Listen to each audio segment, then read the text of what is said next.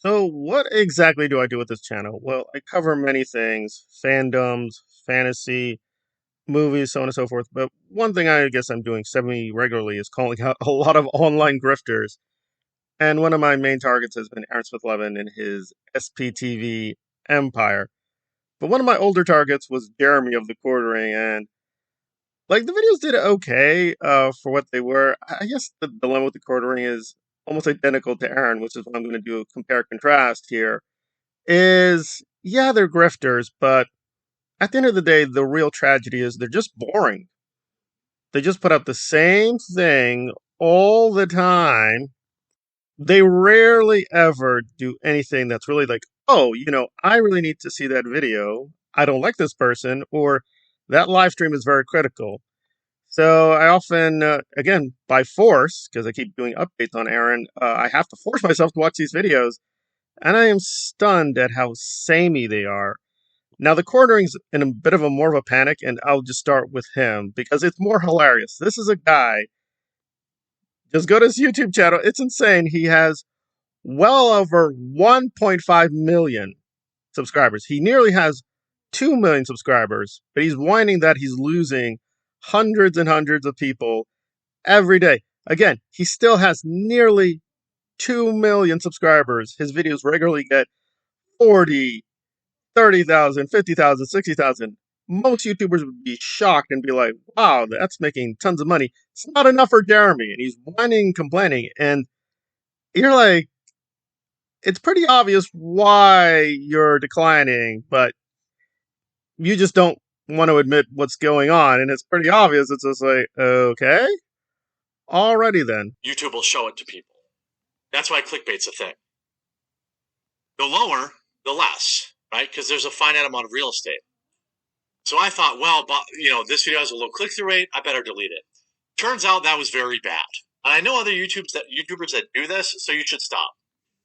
I talked to my YouTube rep, which is an actual person in America, not some, random H-1B in India. And he said, that's very bad. Stop doing that. Well, would have been nice to know 2 weeks ago when I started doing it, but now I know. So obviously, if I put out a stinker, it's going to stay. Well, I don't want to be accused of cutting off Jeremy. He completed his thought by saying that there was this feedback from the YouTube that, well, you're not really adding value in your videos because the typical old quartering videos where he would just read an article and respond, and the structure of his videos are just so near identical. There's almost no change. And I'll give Aaron this. He changes things up slightly, but he also faces the same dilemma. So the recording will report on some woke thing, and it's almost always woke. Like that is just the thing he keeps going back to over and over again. Woke, woke, woke, woke, woke, woke.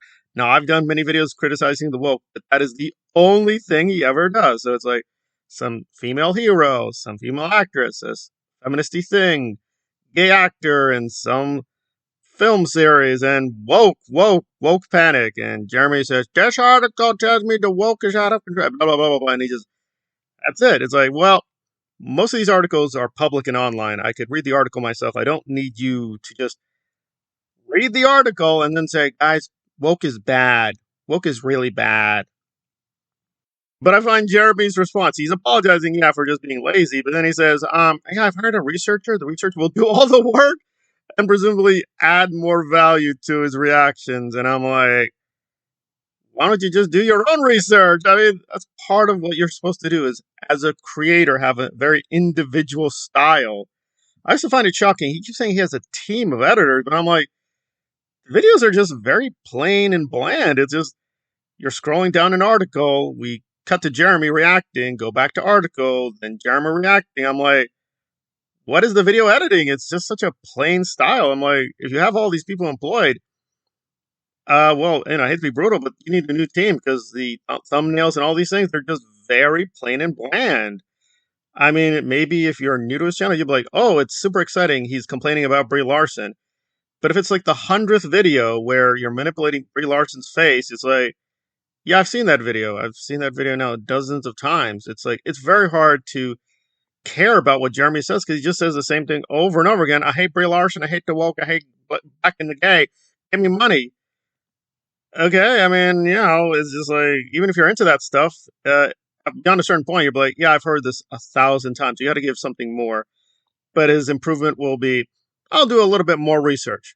By meaning, I'm doing more research, the researcher will do more research. Okay, alrighty then. And let's move on to Iranus. And this was almost a perfect example because he and Jenna, his current mistress, I stress mistress because Aaron is married. Yeah, that's another one of his scams he just does on a daily basis, pretending to be a family man. But anyway, so him and Jenna are basically complaining about an ex Scientologist called Tom DeVach, who was very highly placed in Scientology. He knew David Miscavige, one of the key leaders. So he was a pretty highly placed individual. And they're just whining and moaning that he's not confessing or criticizing or attacking Scientology in the way they prefer. And Jenna has a personal vendetta because she feels that Tom personally signed off a lot of abuse she suffered from and wants an apology and wants this, this, and this, and this. Now, here's the problem, and this is the same Jeremy problem. This is a recent video. They literally put out similar videos only weeks ago. Like, Aaron put out this very strange video comparing Tom to Jesus Christ. I'm not joking. I'm like, huh? What is that about? And it's the same Jeremy style. He just read an article that Tom DeVach published, read the article and reacted, Tom, I hate you. You're stupid. Why don't you talk to me? Enough, Tom, and blah, blah, blah, blah, blah. And here we are weeks later. He's just repeating himself. He's saying some new words, but it's like, once again, Tom DeVach has failed me. I'm angry. I'm Aaron's. This is Jenna, my mistress. And it's like, didn't you just do this? It's like, no, no, no. It's a different video. Let's be fair, but it's the same old complaining. It is nearly near identical to the last video. And you're like, well, I already saw that last video. I only need to see a few minutes. And it's like, you're just repeating yourself again. So it's like, why would I watch an hour of this if you're more or less going to be saying the same thing you said previously? There's no value, right? You can literally see just a handful of Aaron's videos and go months and months and months before he tackles a new topic, right? Beyond a certain point, you know, oh, yeah, that's a Tom Cruise video. This is not a Tom DeVach video. This is going to be a Miscavige video. And he says nearly the same thing every time per subject. So it's like, why would I be interested in going through this? You're not saying anything. In fact, the only little new twist is, oh, Aaron really likes looking at mafia channels. And I admit, I've seen some of these channels too, but apparently he's really obsessed with this stuff. This Goodfellas, Sopranos nonsense by these ex-mobsters telling their stories. They're like, oh, I just love watching the mobsters and they talk calm. Oh, Aaron, I love it. Okay, so now he's got this weird mafia fetish.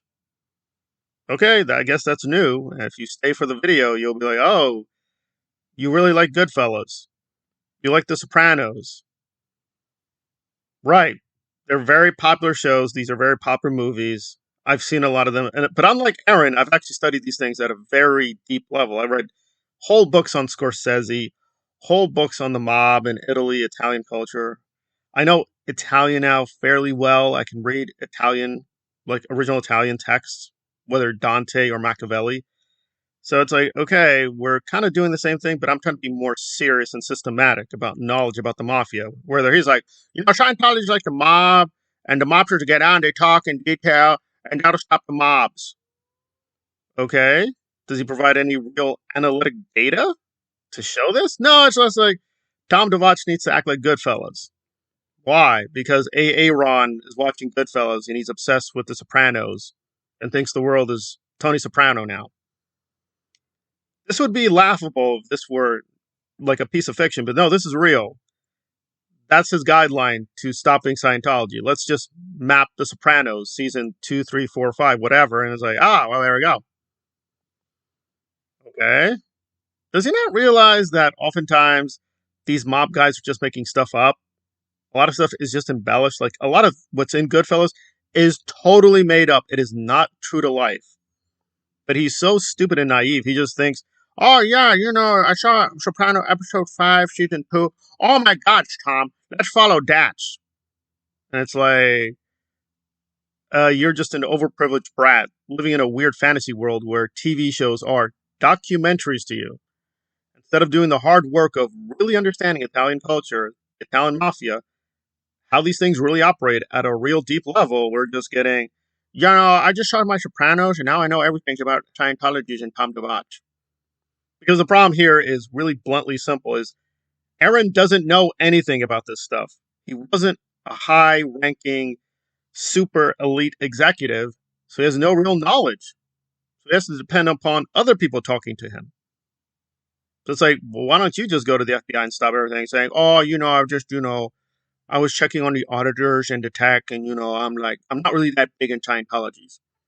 So he emphasizes this to say he's not criminally responsible. No, Aaron, you're still responsible for many crimes. We'll put that aside. Okay, so you're not really one of the big head names in Scientology, so you don't really know what the hell you're talking about. You're just going from secondhand hearsay accounts, right? So you're not going to be adding too much value to the conversation. Good or bad, when these major people in Goodfellas, like Henry is a real guy, and he actually spoke out. And again, good or bad, I have to actually listen to him to do research. I'm like, all right, fine, gotta listen to him because he's the guy. He's the guy whose story we're looking at. Again, to put it mildly, Scorsese changed many, many things, but the point would be he has authority and authenticity. So, good or bad, we're gonna get the story from the horse's mouth. And good or bad, Tom DeVach is a similar guy, not Aaron. So at the end of the day, would I rather see an interview with Tom DeVach and or Henry Hill, or listen to Aaron just whining and complaining like a little girl? Well, yeah, Tom DeVach and or Henry Hill have personal experience, which is real. This is real facts about what this organization really looked like and really operated like. Where Aaron's just guessing and just doing moronic videos with his mistress. So it's like, well, you're not really speaking from authority. You don't really know what the hell happened. So why am I watching this video? And the answer is, I guess I'm learning that Ron is really obsessed with trying to be like an Italian mafia boss. And this helps me a little bit because he's got this obsession with Grant Cardone too. So it seems like he has this weird, I guess, fetish for Italian culture.